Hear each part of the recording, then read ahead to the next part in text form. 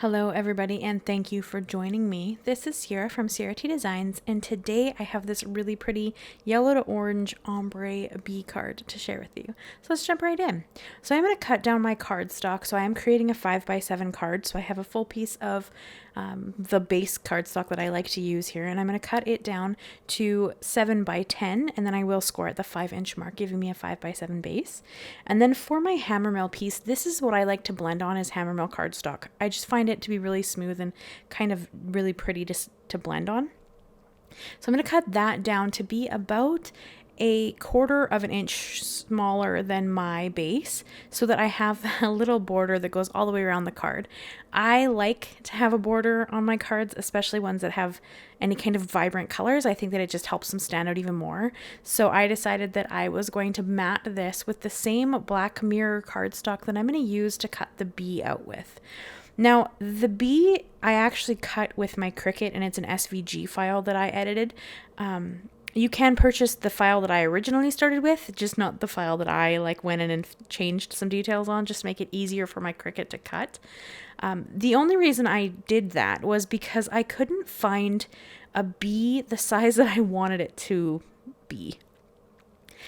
So this is a card that I made for the class that I'm going to teach locally here. I've got 3 cards on the go, and this is the 3rd card. And I just really wanted a bee to be on the card, but sadly I could not find a die that was the same or similar size to the perspective butterfly and moth that Tim Holt has that I did on the last 2 cards. So I kind of sized this to what I needed it to be to work for this card. And so for the 4 colors that I'm going to do kind of my ombre on my HammerMill cardstock, I'm going to use squeezed lemonade, scattered straw, dried marigold, and spiced marmalade. Just because I thought that was kind of a really fun color mix between yellow and orange, and I really wanted yellow and orange to be what I used for the bee. I just thought that it would be a really fun color combo.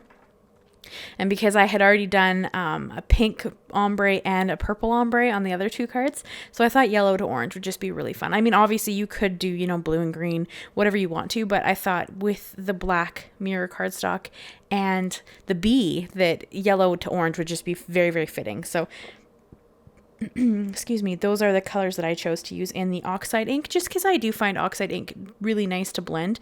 You can blend with Distress ink if you want to. The only thing I find with Distress ink, though I feel it gives a more vibrant color just because there's no pigment ink in it, it's translucent, so it takes longer to get a really good blend with it than it does with the oxides, because the oxides are just so smooth and creamy. They're really great to blend with. So it really depends on what you're after. Sometimes I use distressed inks for different techniques, especially watercoloring, because they're really fun for that. But I did choose to use the oxides for blending just because I love how they go down and I think that they're stunning. But they do have a slightly chalky finish to them. That is their nature, because they are a pigment dye fusion. But any ink would do here that you prefer. I love oxides, so that's what I went with.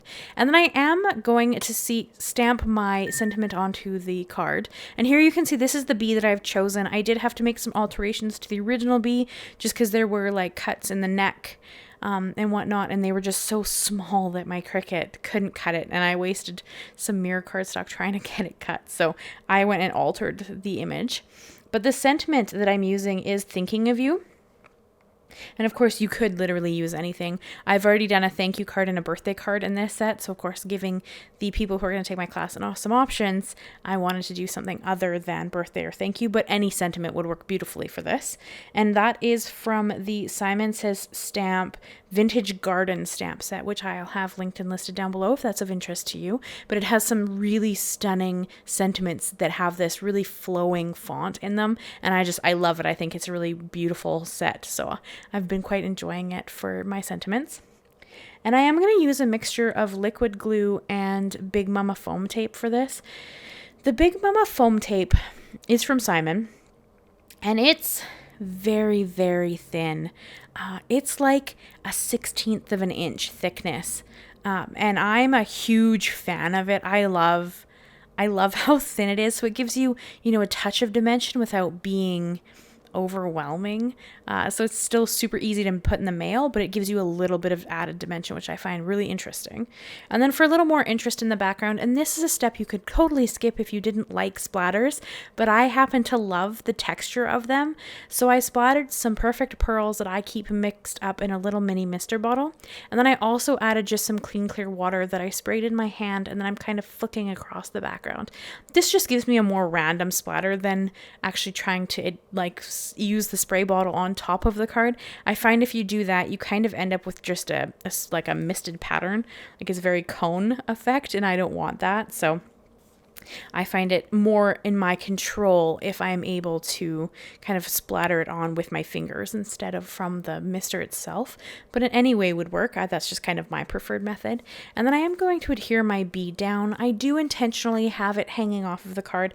I made it this size so that it would stand up against the perspective butterfly and moth because they are fairly large, and I really wanted it to be able to stand out with those cards as well. And this is where I'm going to add that really thin foam tape just to add a little more interest and dimension to my card.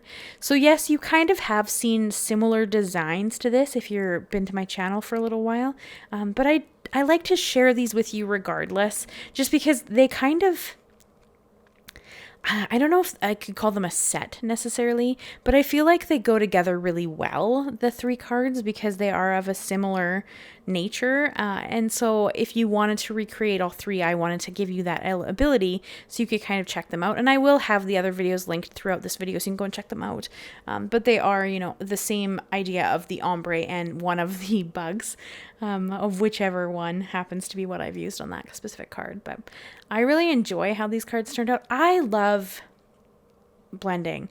I'd have to say that honestly, blending with oxides is probably one of my by far favorite techniques. It doesn't matter what colors you pick necessarily. Like, you can pretty much always make a blend beautiful. Like, it's just, I don't know, they're just so vibrant and so fun, and I just have so much fun with them every time I bust them out and use them. So this has to be one of my favorite techniques. So I do kind of go back to ink blending fairly often because I just love it so much. And one thing I also really love about that foam tape that I was just talking about, the Big Mama foam tape from Simon, is that it is very forgiving. Like, you can see here that I'm struggling to get my panel straight, and that is why I generally use white liquid glue instead. And you could have added liquid glue to the foam tape and you'd have that little bit of maneuverability. But I find with this foam tape, I have the opportunity to pick it up and move it if I need to. So I tend not to add extra glue to it, though you absolutely could, and that would kind of give you that similar movement. But I just find that I like how this works. So I kind of tend towards just making it so that I don't push it down until I'm ready and think it's where I want it to be before I actually adhere it down.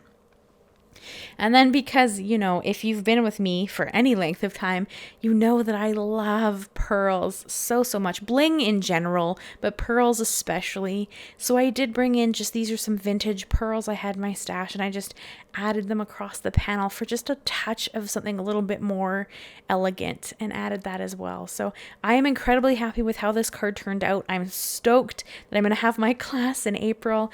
A little nervous, a little excited, but I think it'll be a lot of fun. So hopefully they enjoy learning these three cards with me. So that'll be a lot of fun. But that is the card I have for you guys today. I hope you enjoyed it. I hope you'll consider leaving me a like, leave me a comment, and subscribe if you haven't already. I do new videos every Monday and Thursday, and I do promise I am going to answer the comments. I am a little bit behind at the moment, but I will catch up.